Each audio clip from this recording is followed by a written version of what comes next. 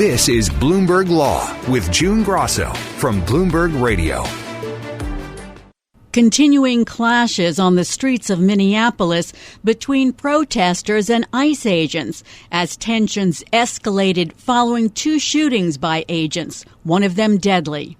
Brooklyn Park Police Chief Mark Bruley says that his office has been fielding nonstop complaints about civil rights violations and that his own officers, when off duty, have been stopped and racially profiled by federal officers. Every one of these individuals is a person of color who has had this happen to them.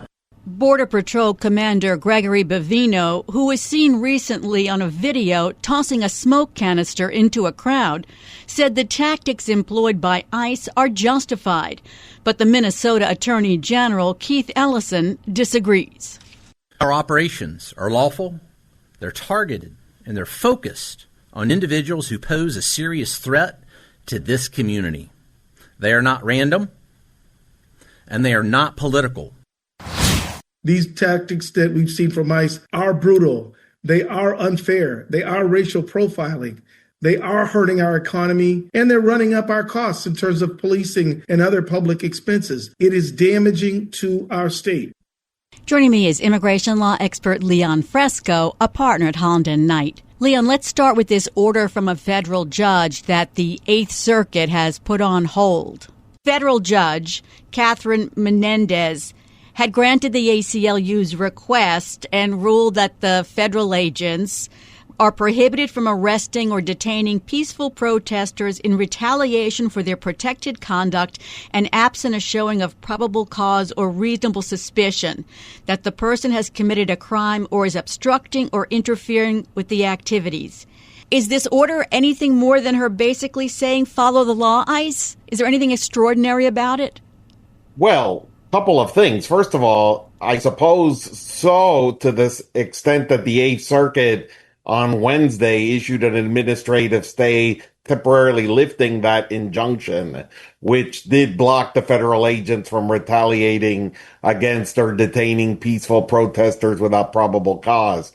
I think the reason that the Eighth Circuit did stay the district court order is that perhaps there was some confusion about how you would implement this order, in the sense of, if an ICE agent does something illegal against a peaceful protester, then the recourse would be a civil lawsuit or a criminal action. So adding an injunction that doesn't change the law, but just says enforce the law, doesn't really add anything, except it adds confusion as to whether the injunction does anything more. So the issue would be, are you adding additional requirements that other than those that exist in the law?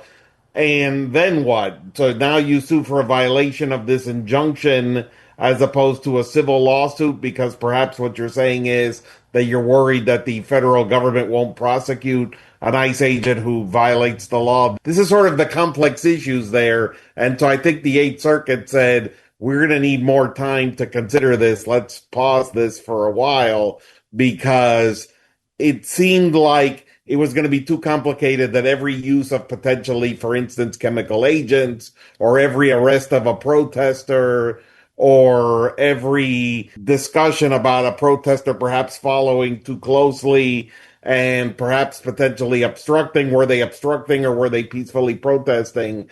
Perhaps every single instance of that could have led to a contempt of court injunction violation hearing. And the question was, from the Eighth Circuit's perspective, I suppose, did they want to have that granular hearing every single time in front of this district court? Or did they just think, look, at the end, if there's something really wrong, people can file civil suits or criminal actions can be filed?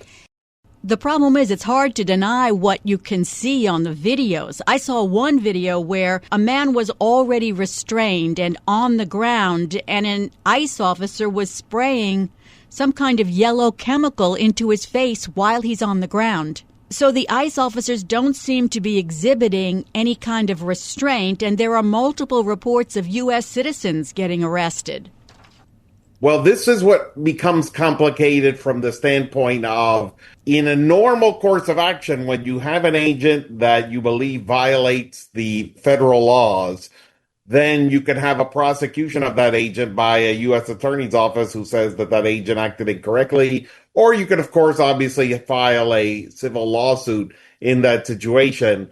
But I think what motivated this injunction was all of that would take far too long or might not even occur at all. And so you needed to have something in place that was faster in order to try to tamp down any actions that might violate the law. But the problem was, how do you do that? And who sets the line for when one of those uses of chemical agents did cross the line or when it was necessary to protect the agents? This situation in Minnesota has become so intense and so high octane that you may have in 50% of the situations the ICE agents acting completely correctly, and in 50% of the time perhaps they don't act completely correctly. And now you're having a debate every single day in the federal court, who did what, when, what does that mean? And I think that this is just a situation that needs to be handled perhaps in a new manner, irrespective of either this injunction or anything else, where the targeted operations happen in a way that are not intersecting with all of these protests and not causing all of these city skirmishes. And so I think that's a matter for everybody involved to try to figure out.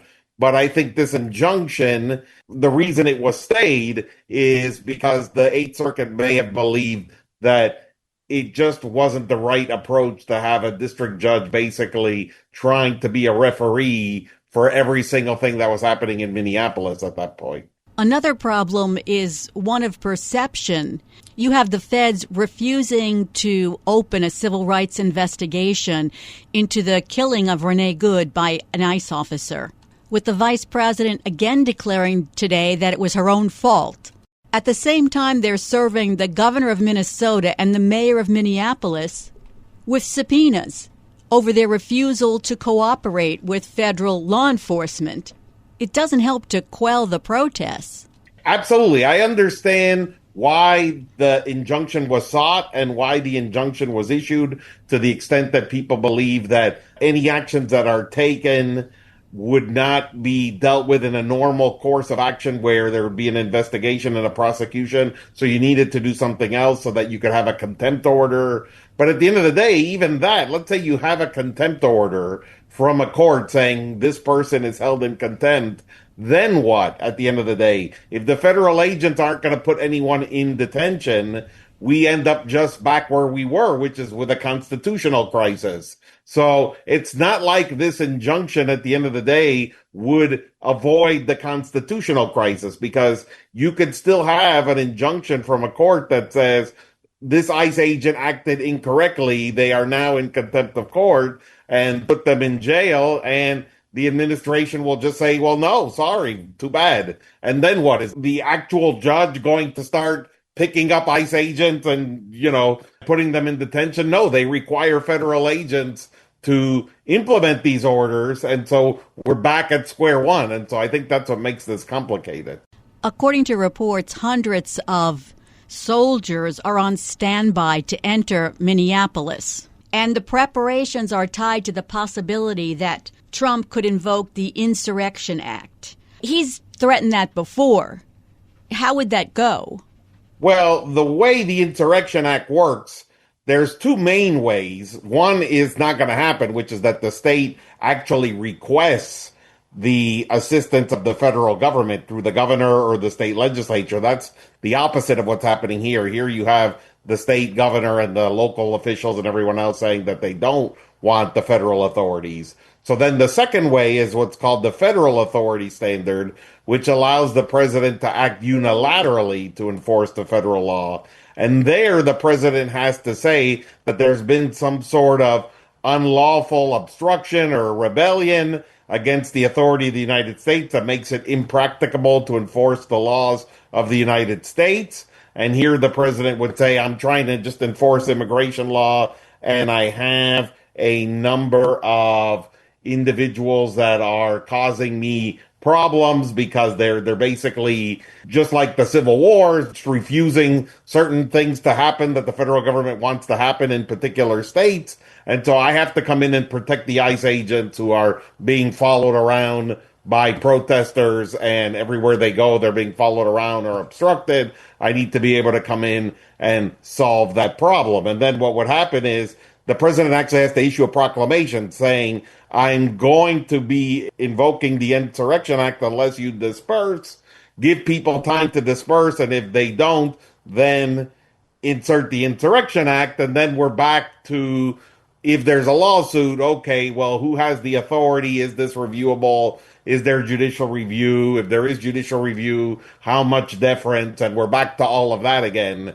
And those are going to be the issues that would then need to be decided ultimately by the Supreme Court. I mean, yes, there'll be lower courts that weigh in, but the Supreme Court would ultimately need to decide, is this reviewable? If so, how much deference is given to the president, and who can challenge it, etc. So we'd be back to all of those arguments again. Seemingly back to square one. Coming up next on the Bloomberg Law Show, more with immigration expert Leon Fresco. Vice President J.D. Vance visits Minneapolis and defends the Trump administration's aggressive deportation raids. I'm June Grasso, and you're listening to Bloomberg. Vice President J.D. Vance visited Minneapolis today, where he sought to defend the Trump administration's aggressive deportation raids, which have set off street confrontations between demonstrators and immigration agents. ICE operations turned deadly earlier this month when Agent Jonathan Ross shot and killed Renee Good, something the federal government is not investigating and refuses to allow the state access to the evidence.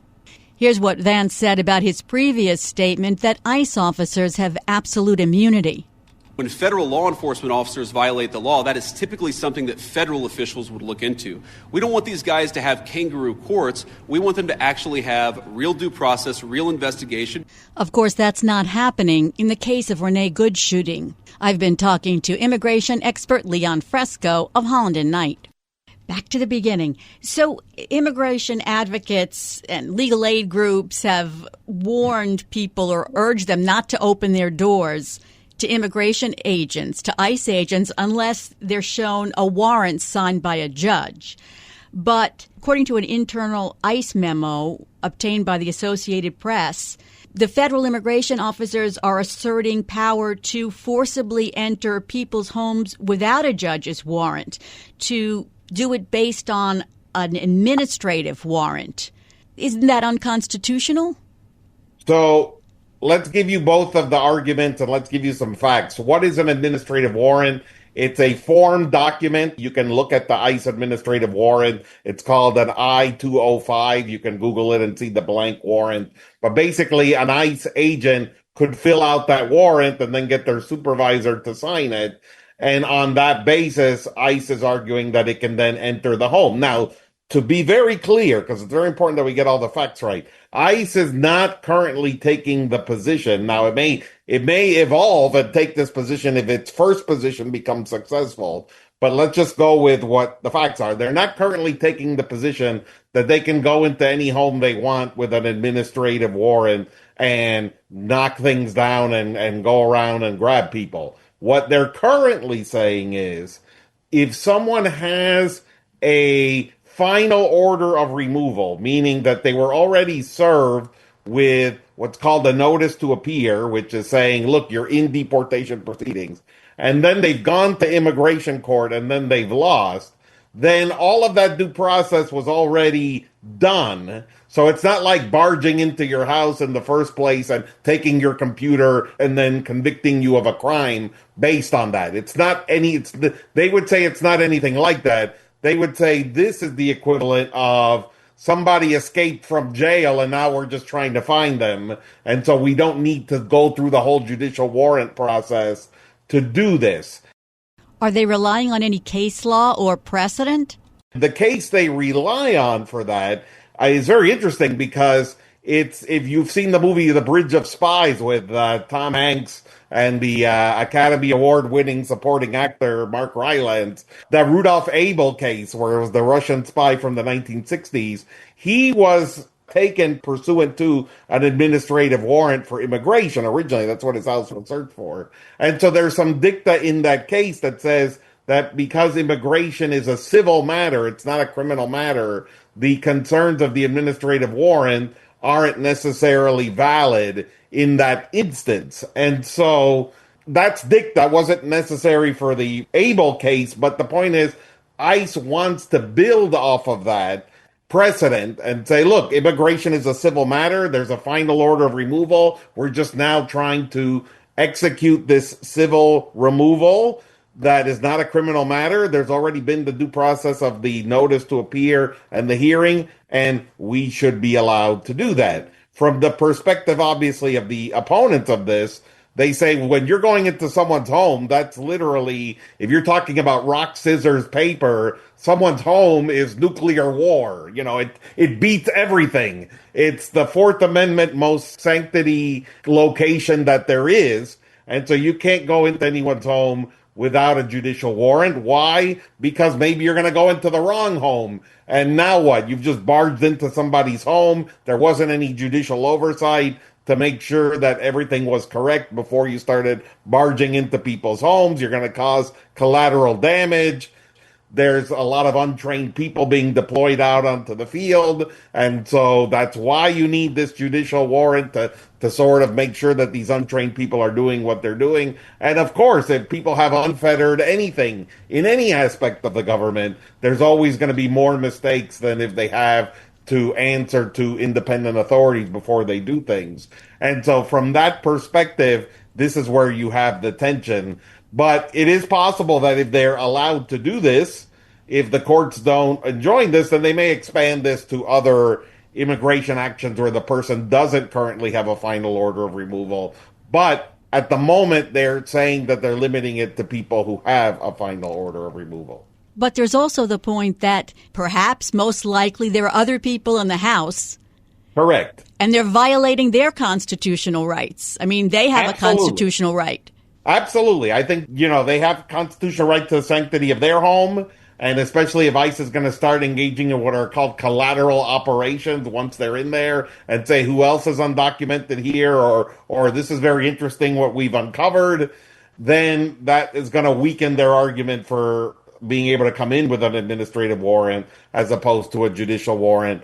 But we're going to have to wait and see what the courts say and also in what procedural posture this ends up getting challenged. Does it only end up getting challenged in the context of a final order of removal, or do the people who challenge it have better facts, like you've talked about, where there are collateral cases that they're also challenging, and then that'll make the government's defense much more complicated? So, speaking of procedural issues, former Columbia grad student Mahmoud Khalil, who was one of the first to be rounded up during the government's crackdown on anti-Israel campus protests, is set to be deported to Algeria, according to a Homeland Security official. So it had seemed as if Khalil was on a winning streak. He was released from ICE detention. Tell us what happened with this Third Circuit decision. Mr. Khalil was out of detention because a district judge had held that he should be released from detention because his deportation violated potentially the First Amendment because of concerns that he was just being penalized for his views on Middle Eastern conflicts. The Third Circuit comes in and says, wait a second, district court, you shouldn't have been looking at any of this. All of this needed to go in the following mode. The government apprehends Khalil, places him in detention and removal proceedings, places him in detention and places him in removal proceedings. The removal proceedings go until the end. And then at the end of those administrative removal proceedings, you then make an appeal of every legal and constitutional claim you have directly to the Court of Appeals. The district judge should never have any view of any of this because that's the way the statute is written. And so it was a 2-1 decision. There was a dissent saying, look, we don't have time for all of that. That could take years, and you unjustly are holding people in detention who are nice people for years while you're doing this. They'll never be able to make these claims if you don't let them file a habeas. And you could just have unfettered chaos where administrations just start putting people in jail. And what are they supposed to do? And that's certainly very, very sympathetic. But you can also take a view that the statutes don't care about any of that. And the statutes understand that all of these things may happen. But nevertheless, they still say it doesn't matter. You've got to first go to the immigration judge, then go to the Board of Immigration Appeals. And then if you actually have these constitutional claims to make about the First Amendment or retaliation or anything else, you then make it in what's called the petition for review in a final order of removal to the appropriate Circuit Court of Appeals. And so that's what the Third Circuit said. It didn't say that the government was right or Khalil was wrong or that Khalil was right. The government didn't say any of that. It just said all of these proceedings are just canceled because they shouldn't have happened in the first place. And when there's a final order of removal, the circuit court will deal with that. Now, the issue there is that final order of removal would be in the Fifth Circuit, and so it would be the Fifth Circuit, who's known as a more conservative court, who would actually end up dealing with that. And then the other specific problem in the Khalil case is he doesn't just have this Middle Eastern speech issue. He also has a lying on his green card application issue, which I think he probably understands is fatal to his case, because even if he wins his constitutional argument, he still may be deported on this lying on his green card part of it. Despite what the Trump administration says, he hasn't agreed to go to Algeria yet. His lawyers are still fighting. Right. I mean, he's still trying to fight the Third Circuit order and take it en banc on appeal and try to make sure he can't be put in detention. But he may soon be forced to make this calculation. Do I want to go to Algeria, or do I want to fight this even if I'm in detention this whole time? And so he does have Algerian citizenship through his mother's family, which is why Algeria was designated as the country for removal. He's not saying I'm leaving today, but I think the reason they've settled on Algeria is because he does have that citizenship, and perhaps they think if he's put to this choice, he may end up taking it instead of having to fight 2-3 years more in detention. The panel was composed of 2 Republican-appointed judges who voted for the government and a Democratic appointee who voted against the government. If he goes to the Third Circuit, the balance there is still 7 judges appointed by Democrats, but 8 appointed by Republicans, including 6 Trump appointees. Is he going to have a better chance at an en banc hearing? Here's the problem with this.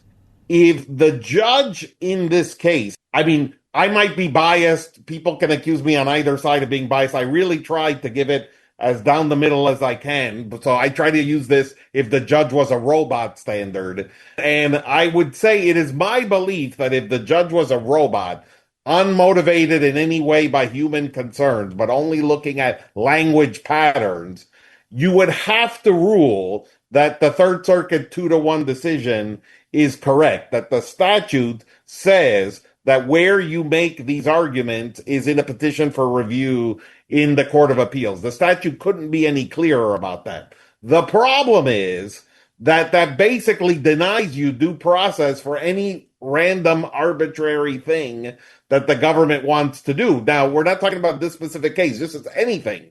If you really take that statute to its logical conclusion, the government can impose all sorts of harm on foreign nationals without any check or balance for the entire time it's doing it. It could be a year, 2 years, 3 years, and who knows? They could potentially delay the proceedings for many years so that you never even get to the end of the proceedings, in which case you'd have to file what's called an unapplied challenge to your due process rights being taken away from you. So you would file this as applied challenge and say the Constitution is not being applied correctly in my case. But how long would that be? After 18 months, 24 months?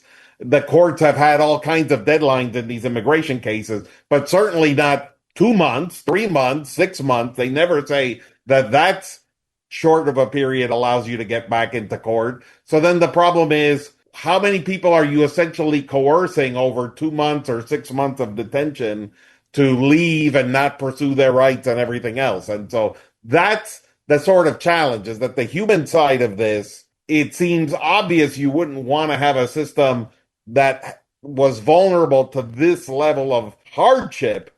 But on the linguistic side, that seems to be absolutely what Congress wrote. And so this is what the courts are going to have to wrestle with. Leon, on the ground, if this Third Circuit decision is affirmed, et cetera, I mean, what implications would that have for immigration lawyers using habeas to get, It would be very, well, I mean, if it gets to the Supreme Court and the Supreme Court agrees that there's just no habeas anymore for any reason, because that's what they'd have to decide, because this is honestly one of the most compelling. If you're going to say what's one of the most compelling reasons you would ever need a habeas, it would be because a lawful permanent resident was being placed in detention for a nebulous, vague situation where it's unclear whether something applied to that green card holder or not. I'm not saying Khalil is a good person or a bad person. I'm not talking about that. Maybe Khalil did some horrible things and should be deported. So I'm not taking any position there. I'm just saying you have a statute which says if the Secretary of State deems you to be contrary to the interests of the foreign policy interests of the United States, they can deport you even if you're a green card holder. So the point is, what does that mean? How can I govern my conduct in order to avoid the Secretary of State thinking that about me? And so that's not exactly clear. It's different than a statute which says, if I commit a felony, I can be deported. Okay, well, I know. Don't commit a felony. Fine. But how do I govern my conduct so as to not have the Secretary of State mad at me? Hard to know in that situation. And so from that standpoint, if in that situation the court says there's no habeas, that's going to mean there's no habeas for anyone, because this is going to be very much a sensitive case, and that they're saying, look, I could be held for detention for 1 year, 2 years on the basis of a statute I don't even know how to follow when I'm a lawful permanent resident and I have a U.S. citizen child and I have a U.S. citizen spouse. What are we doing here? And so I do think this is it. This is the test case. And if the Supreme Court says there's no habeas here, that's going to mean there's no habeas for anyone. Finally, I want to talk about in the Massachusetts case by university professors that accuse the administration of having an unconstitutional policy of deporting people based on their political views. The trial focused on the targeting of 5 non-citizen students, including Khalil. And Judge William Young, a Reagan appointee, has criticized what he said were breathtaking constitutional violations by senior Trump administration officials and called the president an authoritarian who expects everyone in the executive branch to toe the line absolutely. So he's going to come out with a decision. First of all, what's your reaction to the judge's sort of astonishment at what he saw? Well, yes, the judge is clearly upset by, again, we're talking about the same statute here, which is a very difficult statute to comply with, because you're saying that anybody can be deported if the Secretary of State thinks that your speech is running afoul of U.S. foreign policy interests. So how do people comply? How do people voice their opinions, etc., if they're not actually engaging in any illegal action? And so Judge Young didn't want that and said basically very clearly, this is something authoritarians do, and in order to implement this, you have to be engaging in a conspiracy, and you have to have people ratting you out like in the Fugitive Slave Act. And so he was saying all of these very strong words. But at the end of the day, we're going to be back to what I just said a few minutes ago, which is, does Judge Young have any authority to be doing any of this? Or do these challenges have to be brought by individual foreign nationals who are going through their proceedings and suffering these harms, as opposed to in a separate proceeding, a district judge being able to deal with this? So this is literally part and parcel, again, of the exact same argument. And here, this will be decided by the First Circuit. And so we'll have a First Circuit and a Third Circuit situation. And then it'll again go back to the Supreme Court, maybe, if they break in a way where it needs to. And the Supreme Court would have to decide, can these kinds of claims be brought in the district courts? Or is the only solution for an individual foreign national in deportation proceedings to bring these claims administratively, where first of all, these judges can't do anything about that, lose, and then a year later, 2 years later, bring it to a court of appeals as part of a petition for review of a final order of removal. And so I think that's the issue, is people are saying, man, that's going to take a long time. What are we doing here? But this is potentially what might need to be done under the law. And then the question is whether you're in detention or not. That makes a huge difference. Thanks so much, Leon. I've been talking to immigration expert Leon Fresco of Holland Knight. And that's it for this edition of the Bloomberg Law Show. Remember, you can always get the latest legal news on our Bloomberg Law podcast. You can find them on Apple Podcasts, Spotify, and at www.bloomberg.com/podcast/law. And remember to tune into the Bloomberg Law Show every weeknight at 10 p.m. Wall Street time. I'm June Grasso, and you're listening to Bloomberg.